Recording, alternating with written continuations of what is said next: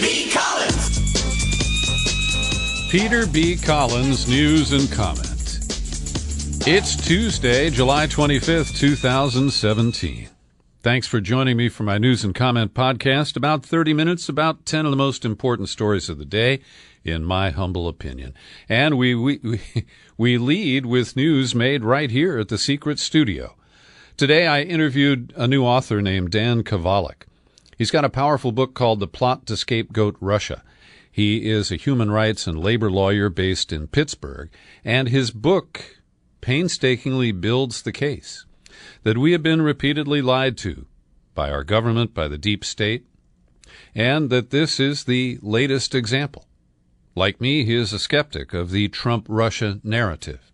And in this excerpt, he comments on the risky moves made by Democrats who are desperate to blame Trump for the election failure last year and to use this to limit his scope in conducting foreign policy, especially with Russia.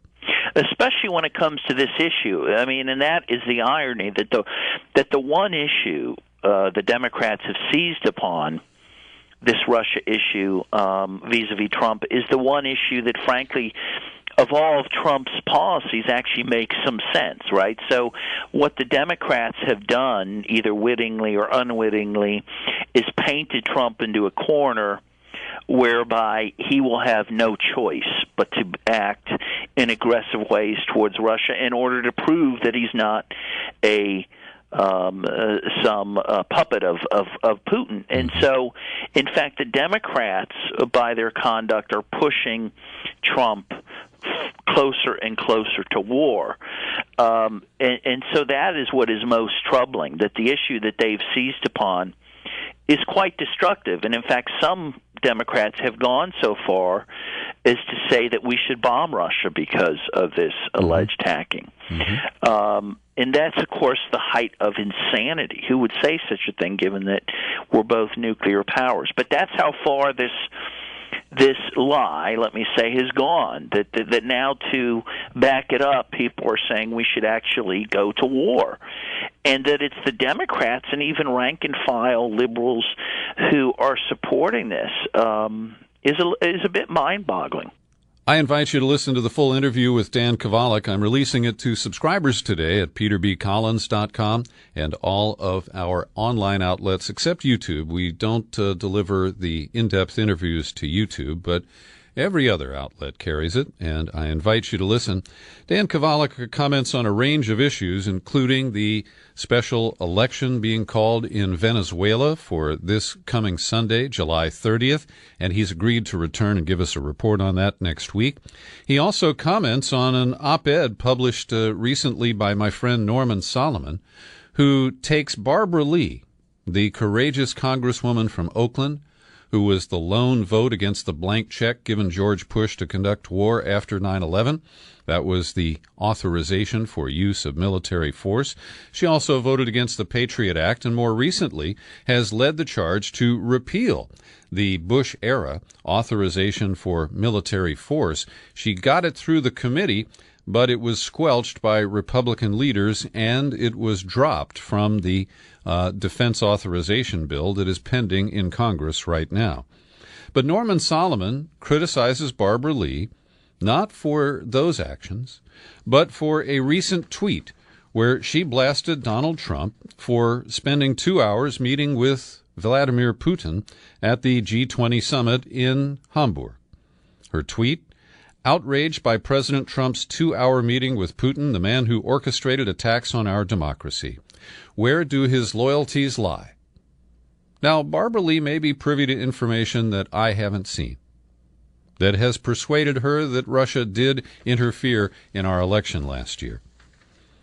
But I join Norman Solomon in challenging her and in challenging the idea that it's somehow disloyal for Trump to meet with a foreign leader. And this edges up to the kind of new McCarthyism that I also describe with Dan Kovalik in the in-depth interview. So I hope you'll check that out. I think he has quite a few interesting comments to offer. I also used the example of the pending legislation in the House. It may pass as soon as today, for the new sanctions package aimed at Russia. It already passed the Senate, and as I commented yesterday, it attempts to really tie the hands of the president, to handcuff him, because these sanctions can only be lifted with congressional approval. And I did make an error yesterday. I suggested that the House had already passed the bill. I, in fact, thought they had on Friday, but it is still pending for a vote, and we do expect it to pass by a veto-proof margin, which, again, limits Trump's options. He can either veto the bill and have the Congress override it, he can allow it to take law or become law without his signature, or he can sign it. And while Trump is always a wild card and hard to predict, my guess is that he will sign it in an effort to try to squelch the controversy that continues. And that was stoked by an appearance by Paul Manafort, the former Trump campaign manager. He was on Capitol Hill today talking to Senate Intelligence Committee investigators. We do not have any indication of what they discussed. It was not a public meeting. And Manafort has said he would testify publicly only with a grant of immunity from the special counsel Robert Mueller. And that is apparently unlikely at this point. Can't quite predict that, but at the moment, it doesn't look like we will see public testimony from Paul Manafort. He, of course, has to explain the deal that he made to essentially be a he was a campaign manager for Yanukovych in Ukraine, and he failed to report his foreign activities as required by law. He has amended those returns, and it remains to be seen if he'll face any penalties for his extremely delayed reporting. Well, just as I sat down here, I got the news that in Washington they had to trot out John McCain. They brought him from Phoenix, where he has been resting at home after his brain cancer diagnosis, and he joined other Republicans in voting to debate about repealing and eviscerating Obamacare. And it remains to be seen where this all goes. It's going to be a free-for-all. And this is what Mitch McConnell had tried to avoid. He secretly drafted the package that would put 22 million people out of reach of health insurance over the next 10 years, and he tried to shepherd that through the Senate with a series of very furtive moves.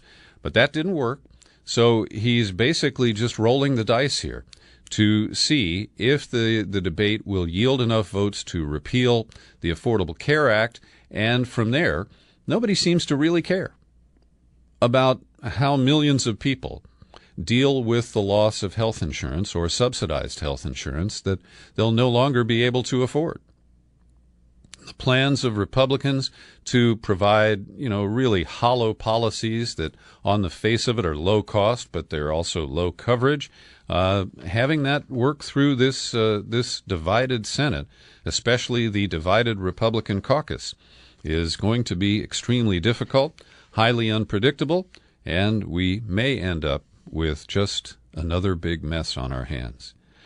So a lot of people are outraged at the president's talk yesterday to a speech at the annual Boy Scouts of America Jamboree in West Virginia. He must have thought he was at another one of those Make America Great Again rallies. But he was talking to a group of 12 to 18-year-old, mostly males, and maybe it was their brown uniforms, the brown shirts, that caused him to try to pander to them.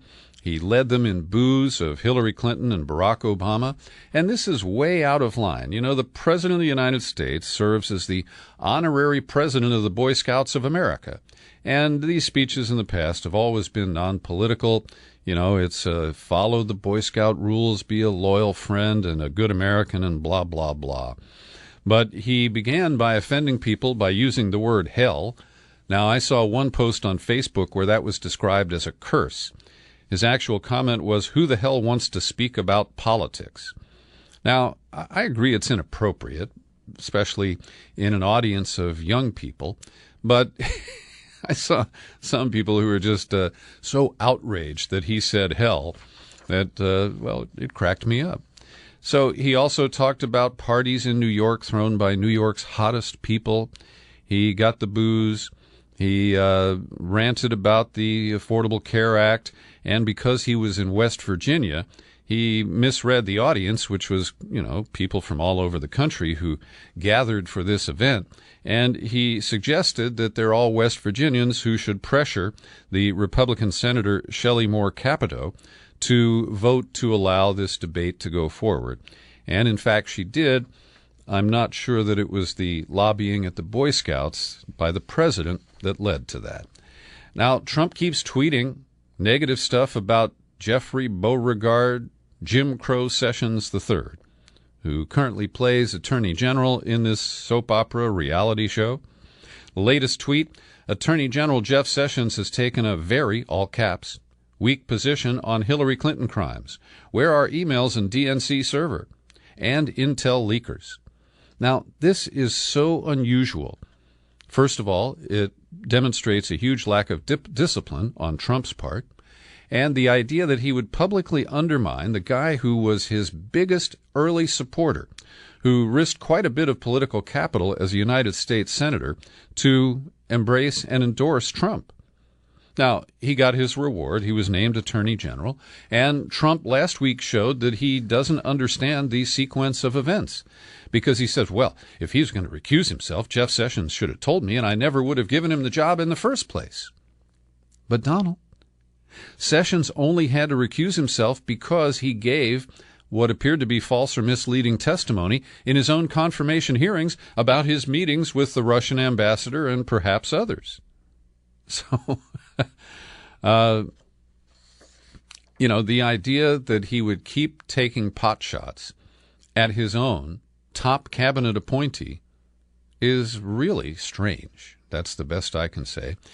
He also went on the offense against Andrew McCabe, the acting FBI director, and he falsely claims that because McCabe's wife, who ran for the state senate in Virginia, got cash from Governor Terry McAuliffe, who's an ally of the Clintons, that Hillary actually put money into that campaign. That's what the tweet says. Andrew McCabe got $700,000 from H for wife. Well, I'm sorry, that's not true in any way, shape, or form. Then he also tweeted something that I have heard Sean Hannity talking about in recent days. These are the Republican counterpoints to get you to not think about Trump if you're a Republican and think about lying Hillary. And Trump's tweet says, Ukrainian efforts to sabotage Trump campaign, quote, quietly working to boost Clinton. So where is the investigation, Attorney General? And then he copied Sean Hannity on the tweet. So it shows that the president is captive to a very small set of media sources. He responds emotionally to what he hears, whether it's true or not. Now, on the issue of Ukraine, we do know that there was a Clinton campaign staffer or a contractor who approached the president of Ukraine, the Ukrainian ambassador, for negative information on Paul Manafort and his business operations as a campaign advisor in Ukraine. Now, I don't think that that's as nefarious as what the Trump-Russia scenario accuses the Trump campaign of. But it's roughly as serious that the Hillary campaign went to a foreign government to get information about American citizens and people participating in their opponent's race. So I don't dismiss that. But clearly Trump is trying to use it to distract people. And the Washington Post was the target of several tweets, and they have to defensively respond because Trump will say it's the Amazon-owned Washington Post, and then it accuses Amazon of not paying taxes. Now, to be fair, the Washington Post is owned outright by Jeff Bezos, the founder of Amazon, and there is no connection between Amazon and the Post. And the no tax line is that Amazon enjoyed no sales tax in many states for years, but that is a thing of the past. But Trump can't let go of that. So what I find interesting about the president's tweets today is that he slams the Amazon Post for its story last week, reporting that Trump had quietly ended Obama's covert program to aid the so-called moderate rebels in Syria. And if you listened, you may have heard me in a rare moment agree with that policy position, because I never supported the Obama plan about these so-called moderate Syrians, and I just thought it was a farce. But Trump, he attacked the Post saying that their report was wrong, didn't say why, and then essentially confirmed the essence of the report. So I can't really tell you where that leaves us, except to report that today the government of Jordan released video evidence depicting the death of 3 American Special Forces sergeants who were killed at the gate of a military base in Jordan last November.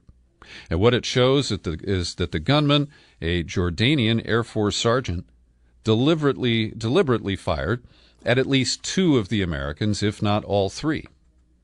And they're all sergeants: Matthew Llewellyn of Missouri, Kevin McEnroe of Tucson, and James Moriarty of Texas. And Moriarty's father spoke up. He's a Houston lawyer. He said he was briefed by the FBI, and he said Jordan tried to minimize this, saying that it was the Americans' fault, and now it has come back to haunt them. But what's really confirmed here is that the 3 men killed had been training Syrian rebels as part of that covert program run by the CIA that Donald Trump appears to have dismantled, although his tweets leave us confused. Every day I like to pause for a second and thank the people who support my work here at the Peter B. Collins Podcast with your subscription. Great people like Benny Alto, Patrick Garay, and here's Andrew Harnack. And there are others, too. My list has run out here. But I want to thank those individuals and invite you to participate, too. Come on over to peterbcollins.com. You click on the menu button, then select Become a Subscriber. That takes you to the sign-up page, and in minutes you can choose a level of support that fits your budget. And when you do, you will have my gratitude. Well, the Democrats have unveiled a new marketing program, a new branding effort that tries to put lipstick on the same old policies that Hillary tried to win election on last fall. And while the Democrats acknowledge their failure, Chuck Schumer, the Senate leader, said over the weekend that Americans didn't know what Democrats stood for, just that we were against Trump. When you lose to somebody who has 40% popularity, you don't blame other things like Comey or Russia, you blame yourself. But then with Nancy Pelosi, the leader of the House Democrats, they went to West Virginia and trotted out a new branding campaign called A Better Deal.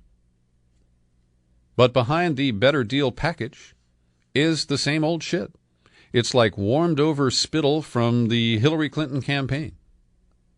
In fact, some of the policies actually don't go as far as the limited positions that candidate Clinton took last year.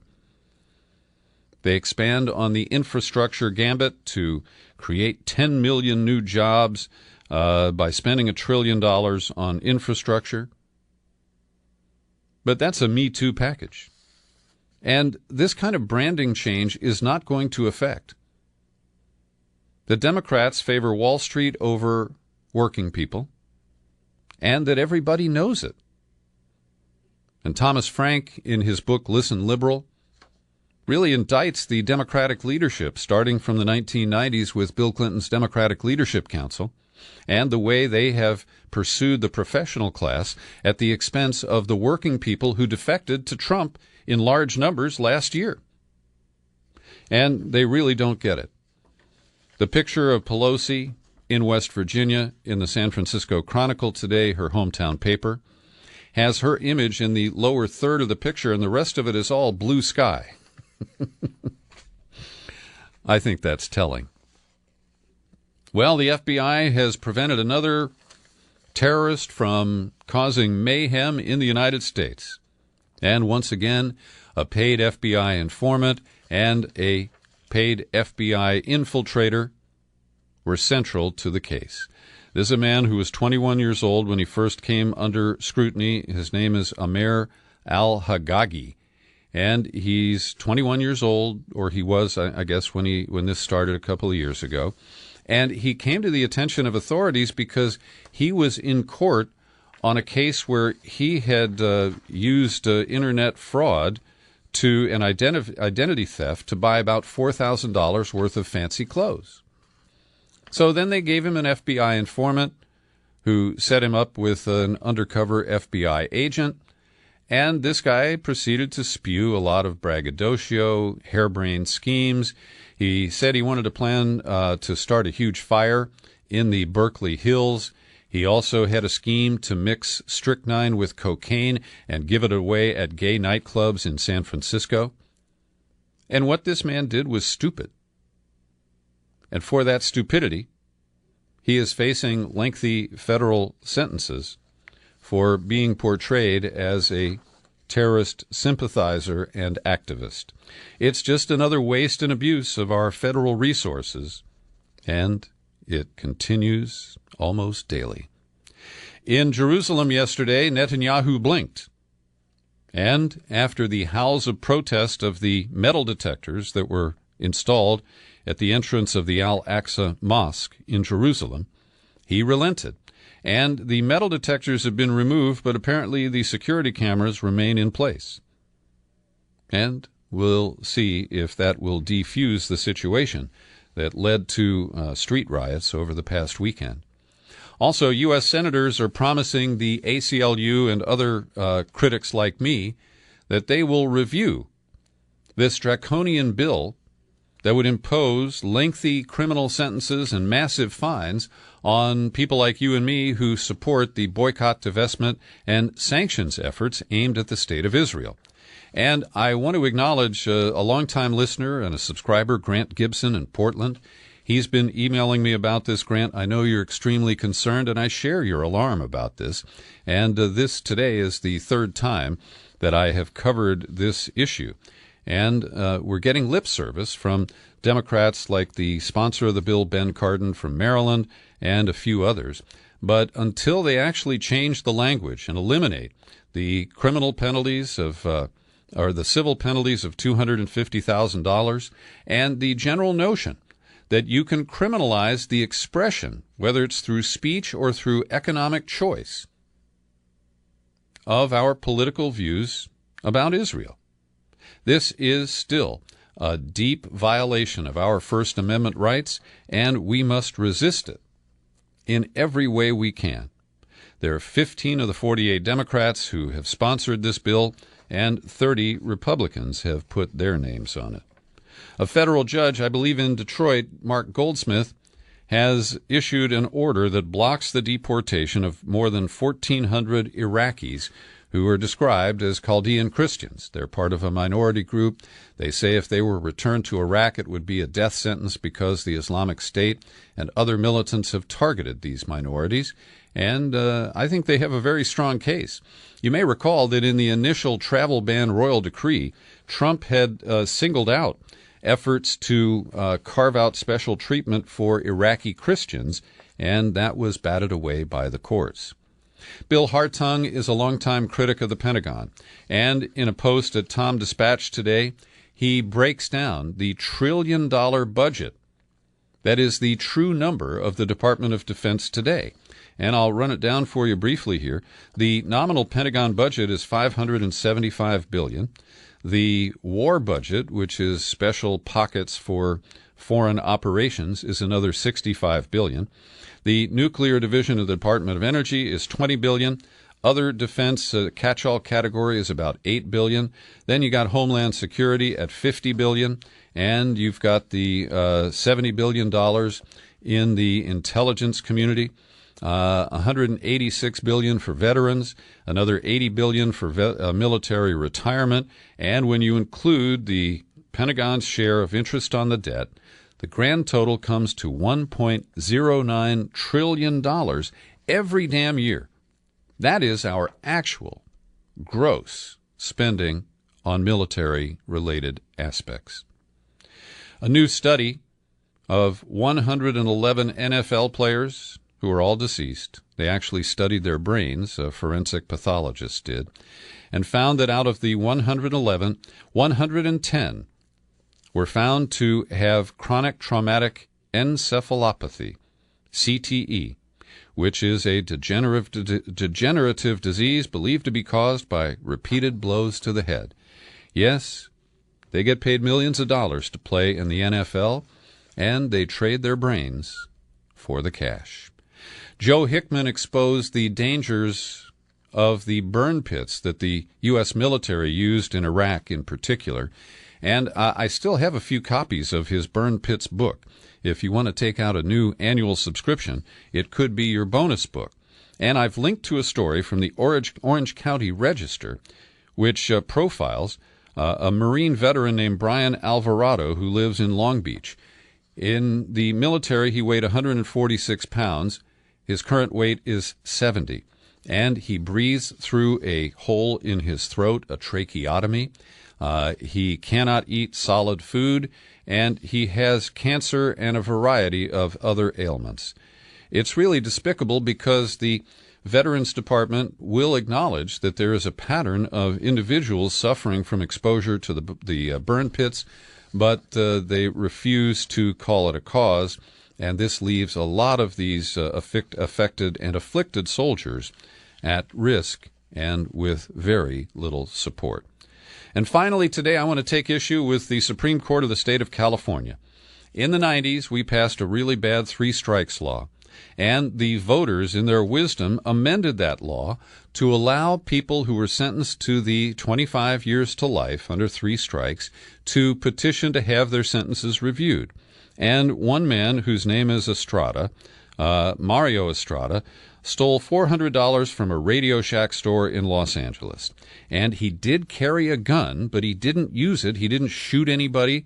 Nevertheless, because he had a gun, the court dismissed the argument that the district attorney's decision not to pursue a gun charge still made that a relevant factor at sentencing. And in the obtuse language of the court, I want to read this to you. In allowing nonviolent third strikers to win release from life sentences, Proposition 36 defined violent offenders to include not only those inmates convicted of inherently violent offenses, but also those who committed nonviolent offenses in a violent manner. Now, can you explain to me how it is possible to commit a nonviolent offense in a violent manner? I remain confused, and I remain your humble host, Peter B. Collins. Happy trails to you until we meet again. Happy trails to you. Keep smiling